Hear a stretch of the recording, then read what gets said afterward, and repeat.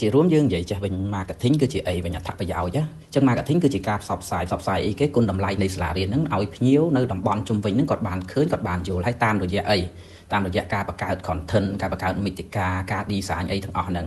ហើយបូករួមនឹងគុណសម្បត្តិនៃសាលារៀនតម្លៃអត្ថប្រយោជន៍នៃសាលារៀនហ្នឹងរបៀបណាដើម្បីអាចតាក់ទាញភ្ញៀវឲ្យគេមកចុះឈ្មោះបានអញ្ចឹងណាអញ្ចឹងបែងចែកជាពីរខ្ញុំបញ្ជាក់តិចការដែលភ្ញៀវចុះឈ្មោះវាជារឿងផ្សេង marketing វាជារឿងផ្សេងអ្វីដែលធ្វើហ្នឹងគឺយើងគេហៅថា spread brand awareness គឺក៏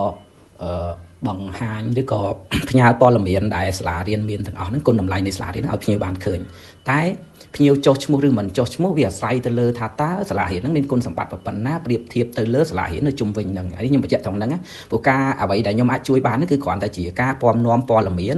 ដែលជាគុណសម្បត្តិដែលជាគុណតម្លៃនៃសាលារៀនហ្នឹងឲ្យភ្ញៀវបានឃើញទេវាអត់តាក់ទងទៅលើភ្ញៀវចុះឈ្មោះឬមិនចុះឈ្មោះទេព្រោះតាក់ទងនឹងភ្ញៀវចុះឈ្មោះឬមិនចុះឈ្មោះវាអាស្រ័យទៅលើគុណតម្លៃនៃសាលារៀនហ្នឹងប្រៀបធៀបជាមួយនឹងសាលារៀននៅជុំវិញហ្នឹងបើមិនជាយើងមានគុណតម្លៃគ្រប់គ្រាន់ប្រៀបធៀបសាលារៀនជុំវិញហ្នឹងដៃគូប្រកួតប្រជែងយើងល្អជាងគេភាគរយភ្ញៀវចុះឈ្មោះច្រើនតែបើយើងមិនមានគ្រប់គ្រាន់យើងសិក្សាចំណុចហ្នឹងនៅមានកម្រិតទេយើងអាចនិយាយបានថាបើមិនជាយើងរៀងឡូជាងដៃគូប្រកួតប្រជែងយើងទេអាហ្នឹងកម្រិតនៃភ្ញៀវចុះឈ្មោះក៏វាតាមហ្នឹងដែរនេះខ្ញុំបញ្ជាក់ត្រង់ហ្នឹងចាបងប្អូនចង់បញ្ជាក់ថាខាងបងហ្នឹងមានអាកញ្ចប់ផ្នែក content បង្កើតមាតិកាហ្នឹងហើយវីដេអូអីហ្នឹងខាងបងមានទាំងអស់ត្រូវអត់បងហើយនឹងការមើល book page ហើយជាមួយនឹង page Facebook អីចឹងណាបងវាមាននៅក្នុងកញ្ចប់ហ្នឹងទាំងអស់ហ្នឹងត្រូវអត់បង